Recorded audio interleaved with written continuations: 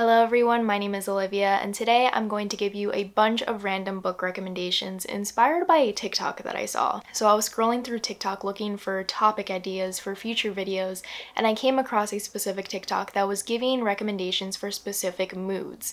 So I decided to use their prompts, add a couple of my own, and recommend you a couple of books based off of random moods, random things that you would want out of a book, and I thought I would do a fun twist. I'm not only going to recommend books that I have read that I would highly suggest that you read, but I'm also going to talk about a book on my TBR that fits that specific mood as well that I am excited to read. So let's get right into it because I'm really excited about this video concept. So the first topic that was featured on that TikTok was a book recommendation for when you want to read romance, and I have to recommend Sanctuary by Rebekah Weatherspoon. Sanctuary follows an attorney named Liz whose life gets threatened by a former client and she has to find a place to feel safe in. So she goes to upstate New York and stays with a man named Silas. Silas is a very closed-off, grumpy man who runs his farm with a bunch of dogs, and he has to find a reason as to why Liz is staying with him to keep her undercover, so they decide to spark up a fake dating romance. So throughout this whole entire time that Liz is staying with Silas and she's learning more about him and his farm and the town that he stays in, they are growing closer to one another and they eventually fall in love with one another. It is such a wonderful romance. I loved the chemistry between these two main characters and their dynamic is just so beautiful and healthy, and any Rebekah Weatherspoon novel is the perfect romance to pick up. I cannot recommend it enough. It is absolutely fantastic. And a romance book that is on my TBR, that has been on my TBR for years upon years, is Radiance. Radiance is a friends to lovers fantasy romance between two people who have to get married in order to unite their kingdoms. Everyone recommends this book to me when I ask for fantasy romance recommendations because fantasy romances are just so good. So many people told me it would be right up my alley, and these two main characters don't find each other to be attractive because they come from two very different kingdoms. But once they are forced to marry one another in order to unite their two kingdoms, they grow closer to one another, they become friends, and then eventually lovers. And I feel like I'm going to love this book, and I don't know why I have not picked it up yet, but this is a book that has been on my TBR for the longest time, and I will get to it eventually. The next topic is a book recommendation for when you want to read a deep book. And the book that I have to recommend is Hamnet by Maggie O'Farrell. Hamnet is one of my favorite books of all time. I think it is perfect for people who love Shakespeare or people who love historical fiction in general. We follow our main character Agnes at the beginning of her life where she is an outcast to her family. She's a little bit odd and she eventually falls in love with a writer and has her own family. But when the Black Plague takes over, her family is forever changed because of a great loss in their life. If you do not know, Hamnet is actually a historical retelling of the Shakespeare family. We follow our main character Agnes, who is the wife of Shakespeare. As she is growing her family, she is falling in love with Will, and she is dealing with this grief in her life that forever changes the dynamic of her family. It really explores what inspired Shakespeare to write certain works of his during the Black Plague. It also explores and really highlights Anne Hathaway's life.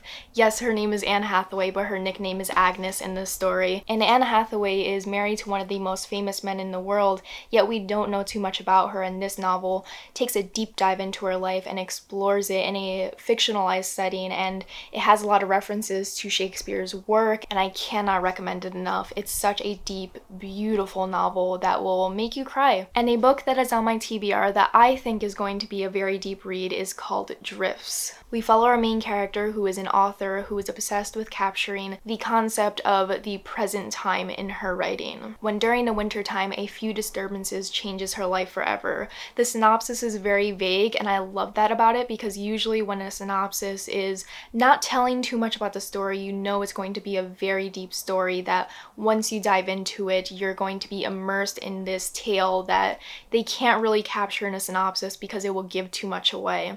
The cover really intrigued me because I'm afraid of the ocean. I think that this cover looks so haunting and beautiful, and I just love the minimalism to it, and I think it's going to be a very deep read because it's going to explore what it's like to be an author, what it's like to be obsessed with your own writing and other writers as well, and I think it's going to be a beautiful novel, and I haven't heard a lot about it.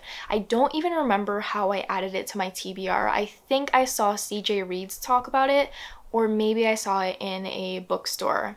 I have no idea.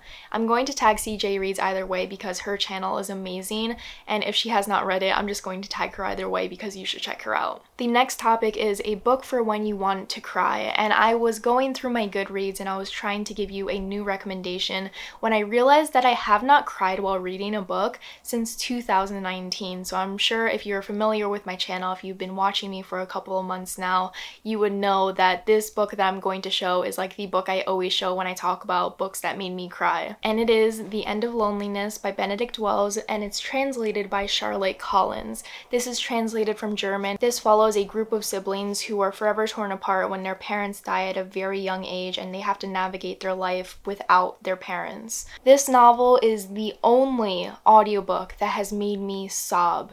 This book is just so beautifully written. It's very dry to get into, and I was actually reading it physically when I switched over to audiobook, and I feel like that experience was so much better. But this novel really captures the essence of grief and how it can stick with you for years, because these children lost their parents at such an early age, and it explores what that is like, what it's like to journey on in life by yourself and feel so isolated, but come across people who also are grieving in their own way. I'm still waiting for another novel to make me cry, but this is the last one that has made me bawl my eyes out. And a book on my TBR that I think will make me cry is called A Man Called Uwe. This is a novel that so many people recommend to me, and it follows a grumpy old man who is dealing with a very deep depression, and he doesn't want to live anymore when he comes across two new neighbors who are bright and sunny, and they come into his life and change him forever. So many people I trust love Fredrick Backman, and from what I've seen and what I've heard, I'm pretty sure that I'm going to love his writing style. And I have heard nothing but good things about A Man Called Uwe, and I know it's going to be a story that I'm going to love. The next topic that I want to give a random recommendation for is a hot girl book, and I have to recommend Open Water by Caleb Azumah Nelson. Open Water is a very short literary fiction romance between two black artists in London, and they come together one day at a party and they instantly form a connection with one another and they create this beautiful romance. It is just such a beautiful novel that I think should be considered a hot girl book, because hot girl books are generally short, they're literary fictions, they're character studies, and that's everything that Open Water is, because it explores not only a romance but our main character who is an artist. It is such a phenomenal book that I want more people to read. And a hot girl book that is on my TBR is called You Made a Fool of Death with Your Beauty. My friend Ness actually read this, and I saw their review on Goodreads and I instantly added it to my TBR because it sounded right up my alley. You Made a Fool of Death with Your Beauty follows our main character, Faye, who lost her husband 5 years ago, and she wants to find a reason to live again because she is so filled with grief, but she also wants to find a purpose again in life. As she is finding her purpose in life, she falls in love with a man who seems like the man of her dreams until she starts to realize that she's also falling in love with his father. This novel seems like it's going to be so messy, but so beautifully written because the title alone is poetry. I also just greatly love this premise. I think it has the perfect amount of messiness to be considered a hot girl book because it deals with grief, it deals with a transitional moment in life, it's a literary fiction, and it's also just a little bit messy. And that's the perfect culmination of different topics that constitutes a hot girl book. Another recommendation I have is for when you want a book that will make you look smart.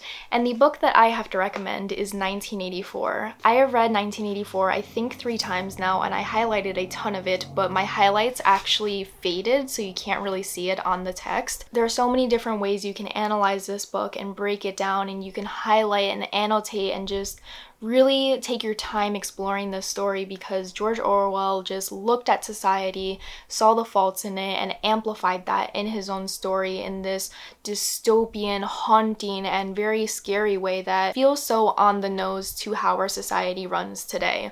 There are a lot of different issues with 1984. I know a lot of people don't like the main characters, and they're very terrible people, but I'm pretty sure that's what George Orwell wanted you to feel. All these characters are inherently flawed. They're all pretty terrible people, and it shows how society can get so rotten and destroyed with the use of technology in a police state. This novel will make you look incredibly smart if you were to read it in public, on the subway, on the bus. I think a lot of people will be impressed that you're reading this for fun. And a classic novel that is on my TBR that I think will make me look incredibly smart if I were to read it in public is, bear with me here, because I've never pronounced this out loud. Don't make fun of me. The Brothers Karamazov by Dostoevsky. If I pronounced it wrong, don't even tell me. You'll make me cry. I added this to my TBR because I saw a singular quote about it on Obvious State's Etsy, and I thought the quote was so engaging and mysterious, and the art was also incredibly beautiful as well. And the quote says, "Above all else, don't lie to yourself." So naturally, I searched up the quote, I searched up the book, and found out it's a murder mystery, courtroom drama, family drama, following a bunch of different siblings and their terrible father. And I thought to myself, this sounds like the perfect Olivia book. This sounds like the book of my dreams. And then I looked at the page number and saw that it was 800 pages. So I don't know when I'm going to read The Brothers Karamazov. This is a book that would take me quite literally a year to finish, but I do think I could finish it. I might not read this until I'm 80, but it's still on my TBR. The next topic is a book recommendation for when you want to bring a book on a vacation. For me, when I go on vacations, I usually like to bring something short that isn't too heavy, but I know I can finish on my vacation because I tend to read a lot on planes because I have really bad plane anxiety, and the only way I can calm down is by distracting myself as much as possible. And I have to recommend Everything I Never Told You by Celeste Ng. This follows a Chinese-American family in the 70s, and their favorite daughter just died and they do not know it yet. But once the family finds out that their daughter Lydia has passed away tragically, their entire family dynamic is changed forever. Secrets unfurl, these family members grieve in different ways, and they are processing the fact that their favorite child has passed away. Celeste Ng is just a master at crafting a story that will hold your attention from page 1 all the way to the last page of the book. This story is just so complex because it explores the different ways that family members grieve and also process the fact that these two parents had a favorite child that they put all their expectations onto, and they are realizing that the Lydia they thought they knew isn't the Lydia who was actually alive. And a book on my TBR that I would bring with me on a vacation is Kim Jiyoung, born 1982. We follow Kim Jiyoung as she deals with sexism in her workplace, in her family, in her everyday life. And I also heard that it has footnotes detailing actual statistics of misogyny in Korea, and I love that aspect of that story because not only does it show these different scenarios in a fictionalized setting, but it backs it up with data to prove that this misogyny is rampant not only in Korea but all around the world, and it really affects how women are raised and live through life on a daily basis. This story would be incredibly engaging to read on a plane or on a beach, and it would just hold your attention and also educate you, because I know a lot of people like to read nonfictions when they go on vacations as well. So this is kind of like a mixture of fiction and nonfiction, because we have a fictionalized story about Kim Jiyoung, but we also have it backed up with data and science. The last topic that I want to touch upon is a book recommendation for a book that you will want to annotate. So the book that I have to recommend, I'm currently reading and I am annotating and loving it, and it is Untamed by Glennon Doyle. And this is a book that I picked up on a whim because I saw a TikTok about it, but I also saw that a lot of celebrities were reading this book. And for some reason, that's enough to convince me to read a book. This memoir explores the fact that Glennon Doyle has come to the realization that she has been living her life for everyone but herself. She's realizing that she was raised in a way as a woman to be subordinate to others, to put others before herself, to pick off pieces of herself in order to uplift others. And she wrote this memoir to kind of tackle that aspect and explore it and break it apart. Untamed is one of my new favorite nonfictions, and I am only 1/3 of the way through. But the amount of annotating and highlighting that I have done while reading this book is absolutely phenomenal. Every single piece of information that she shares, every single story that she highlights has transformed me and changed the way I've thought. I think if you are a people pleaser, I think if you are someone who is trying to set boundaries in life and become your truest self, I would highly recommend this. It's not a self-help book, it's a memoir, by the way. It's not like this is how you should live your life. It's more like Glennon Doyle being like, this is how I previously previously lived my life, and now I am living my life this way, and I want to share this information with you because I think it can help you change your life. Fantastic. And a book on my TBR that I think I will annotate forwards and backwards is The Letters of Vincent van Gogh. I have a Tumblr that I occasionally use, and I love reblogging quotes, and I always see quotes from Vincent van Gogh's letters. This is a nonfiction compiling all his letters that I think he sent to his brother and a couple of friends, and the quotes that I have seen from this nonfiction have completely enamored me. Vincent van Gogh has a way with words, and the way that he describes his life and the way that he describes his depression and view of life in general is something that really appeals to me, just based on the couple of passages that I've seen from this nonfiction. So that is enough for me to add it to my TBR, and I think that I'm really going to enjoy it. It's a pretty hefty read as well because he has a lot of letters, but from what I've seen, I know I'm going to fall in love with it, and I know I'm going to fall deeper in love with Vincent van Gogh because he's one of my favorite artists. Very excited to read that one. I definitely do want to get my hands on a copy, but every time I go to a bookstore, I can never seem to find it, so I don't think it's that popular, but it is a book that I definitely want to pick up eventually. Those are some random book recommendations that I had to share with you. I'm really glad that I found that TikTok because it inspired me to make this video and made me think a little bit deeper to kind of cater different books to each topic. It was a lot of fun to also include some books that have been on my TBR. Let me know if you've read any of these books that I recommended. Let me know if any of the books that are on my TBR are also on yours, and let me know if you want me to do another random books recommendation video. And if you have any recommendation topics that you would want me to touch upon, please put them down below as well. If you want to join my Discord server or follow me anywhere else on social media, all of that will be linked down below. And if you have made it this far in the video, leave a blue heart emoji to match my dress. And if you have made it this far, thank you so much for your support, and I will see you in another video very soon. Bye!